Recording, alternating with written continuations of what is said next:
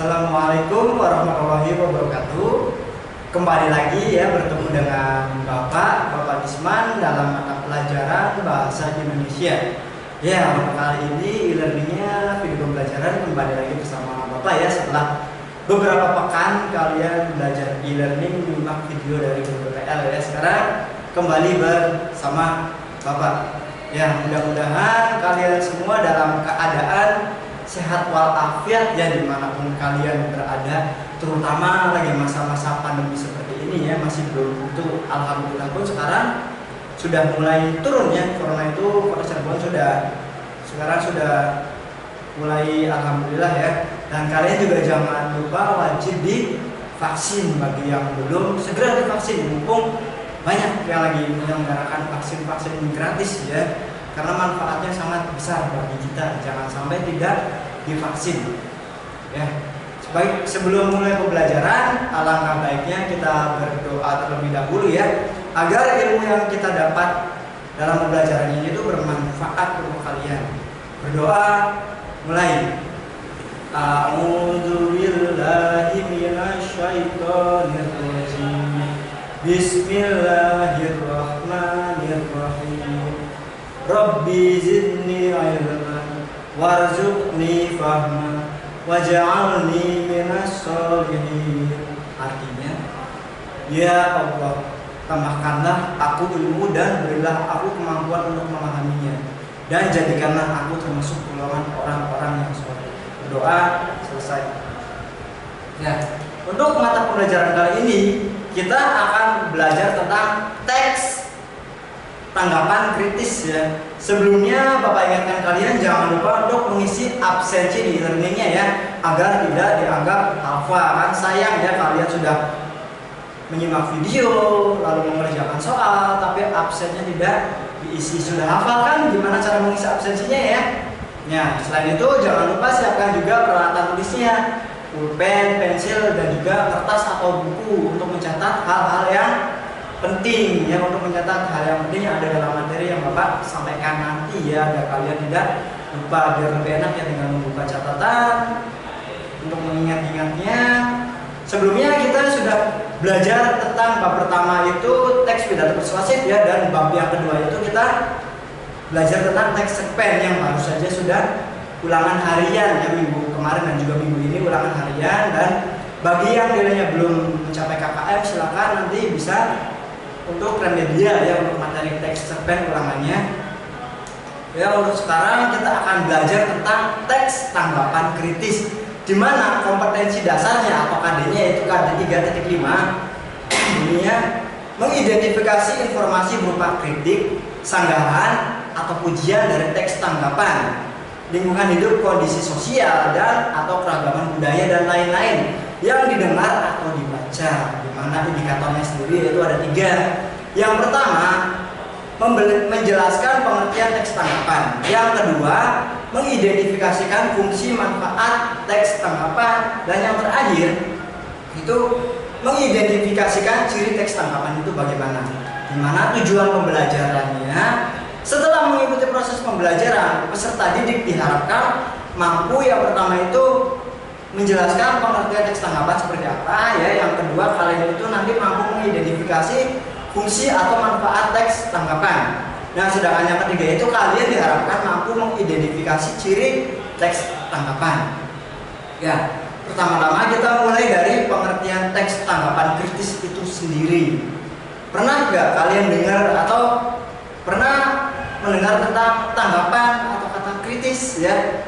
Ya, untuk tanggapan itu sendiri biasanya kan kalian sering menanggapi sesuatu ya, misalkan memberi tanggapan atas suatu hal dan merasa ada yang salah dari tersebut, pasti kalian memberikan tanggapan. Jadi misalkan ada suatu kesalahan atau hal yang salah yang dilakukan oleh orang, teman kalian atau siapapun, itu kan biasanya kalian memberikan tanggapan ya.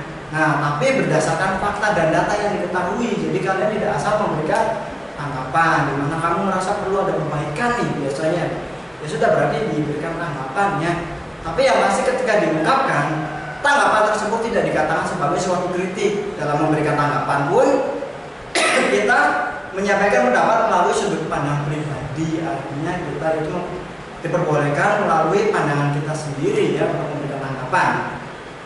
Dimana M. Anderson dan Kathy dalam buku Text Types in English 2 tahun 97 itu berpendapat bahwa sebelum memutuskan apakah kita ingin menerima sudut pandang, kita perlu bersikap kritis. Jadi, tanggapan kritis merupakan wujud dari penilaian. Yang namanya tanggapan kritis itu merupakan wujud dari penilaian atau koreksi seseorang atas suatu hal. Penilaian tersebut mempertimbangkan baik buruknya suatu hal yang menjadi pembahasan. Jadi kita harus mempertimbangkan dulu sebelum kita mengkritik atau memberikan tanggapan kepada seseorang. Kita harus mempertimbangkan dulu baik atau buruknya hal yang menjadi pembahasan agar tidak menyinggung orang yang kita kritik ya, atau sesuatu hal yang kita kritisi atau tanggapi.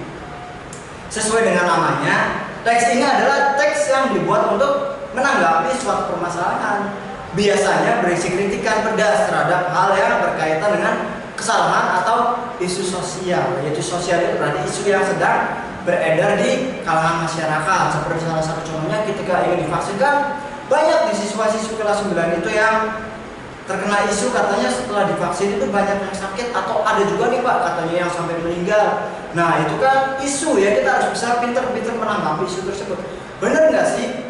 Sesuai fakta atau enggak? Ada nggak datanya? Nah, kita harus memahami terlebih dahulu, jangan gampang termakan isu atau hoax yang beredar di masyarakat ya. Selain itu saat menulis teks tanggapan, kita bebas untuk memberikan pandangan yang mendukung ataupun menolak. Jadi kita bebas menanggapi itu. Misalkan kita mendukung ya berarti kita memberikan tanggapan yang mendukung, ataupun kita menolak ya berarti kita pun diperbolehkan mengkritisi atau menolak sesuatu ya, asalkan selama kita turut menyertakan alasan dan argumen yang logis ya. Jadi alasannya itu harus logis atau masuk akal. Kalau kita misalkan mendukung ya berarti harus disertai alasan yang masuk akal. Begitupun ketika kita menolak atau tidak setuju dengan apa tersebut ya kita juga harus memberikan alasan yang masuk akal.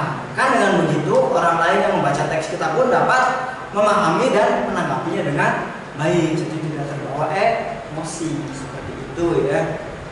Nah di sini ada beberapa hal yang harus diperhatikan dalam menulis teks tanggapan ya. Dimana yang pertama itu keputusan atau pandangan yang disajikan harus objektif.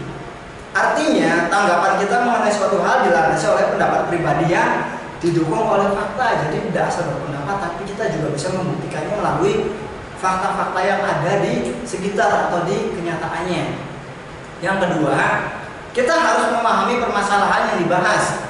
Dalam membuat teks tanggapan, kita harus lebih dahulu mengerti topik atau permasalahan. Jadi jangan asal menanggapi sesuatu ya. Kita harus paham dulu nih tentang permasalahannya apa, topiknya apa yang sedang dibahas. Kita harus mengetahui terlebih dahulu. Jadi kalau kata orang Jawa bilang mah jangan asal ucap ya, atau asbun, asal bunyi ya, asal muni ya. Kita nggak boleh seperti itu. Jadi kita harus memahami dulu permasalahannya itu seperti apa. Jangan asal ikut campur dulu ya. Nah yang ketiga itu tidak emosional.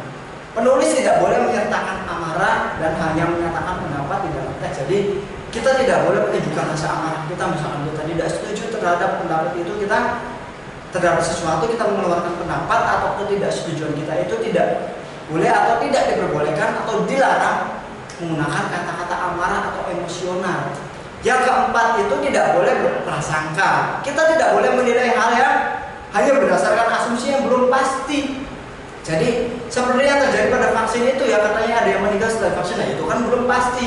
Kita harus cari tahu terlebih dahulu. Jangan gampang percaya dengan asumsi masyarakat yang beredar. Jadi kita harus cari tahu dulu ini kabar bohong atau enggak.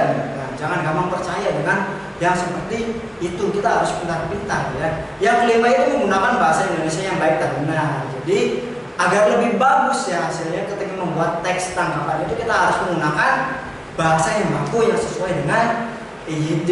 Dengan begitu pembaca dapat menilai bahwa penulis adalah orang yang sopan dan memperhatikan tulisannya. Yang terakhir, yang keenam itu teks tanggapan yang baik akan membahas langsung ke titik permasalahan dan menyertakan alasan atau argumen yang logis dan masuk akal. Jadi dia menyertakan alasan-alasannya itu betapa menanggapi atau menyetujui atau kontra ya, atau tidak menyetujui hal tersebut itu disertai dengan alasannya yang logis atau masuk akal dan juga sesuai dengan fakta yang ada ya. Ada 6 ya. Nah, selanjutnya itu teks tanggapan juga terdapat ciri-cirinya ya. Ada ciri-cirinya. Yang pertama itu teks tanggapan kritis itu berisi tentang tanggapan atas peristiwa atau fenomena yang terjadi dengan fakta dan data. Jadi sesuatu hal itu kita bisa menanggapi semuanya, baik itu merupakan peristiwa, fenomena, atau bahkan benda-benda pun kita bisa menanggapinya ya. Seperti kita menanggapi lukisan, itu lukisan itu kan benda ya, atau karya seni, itu bisa kita tanggapi. Kita tanggapi misalkan bagaimana sebab kita menanggapi lukisan? Ya kita lihat lukisannya itu hasilnya bagaimana, bagus atau tidak, ada kekurangan tidak dengan hasilnya ya, atau dilihat dari segi estetikanya itu nilainya berapa, kira-kira bagus tidak ya, itu kan bisa ditanggapi. Ataupun kita menanggapi sebuah buku atau film juga bisa kita tanggapi ya, cerita juga bisa kita tanggapi. Karena yang namanya tanggapan kritis itu kan kita bisa memberikan penilaian juga. Jadi kalau penilaian kan ada kekurangan, kelebihan kita bisa sampaikan. Jadi apapun bisa kita sanggah atau kita bisa tanggapi ya, atau kita bisa buat teks tanggapannya itu seperti apa.